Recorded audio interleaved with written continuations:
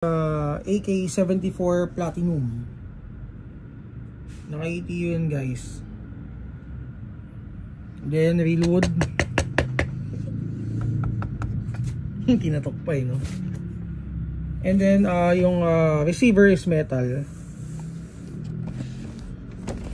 Teka, pabuhat nga. Bigat eh. So ayan guys. So yung grip is polymer. Selector metal. Charging handle is metal. Itong front assembly nga metal.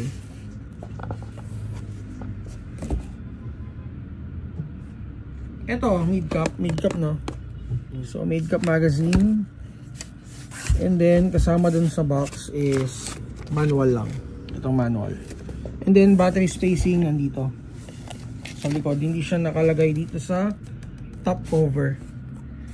By the way, shoutout kay Sir Stanley. Going to copies. Sige, test natin. Bilis ng trigger response guys.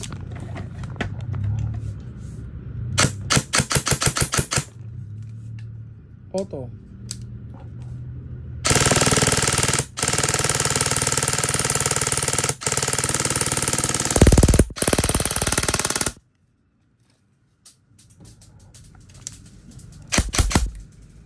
Okay, so for details, PM kayo sa page namin sa Mavs Hobby Shop.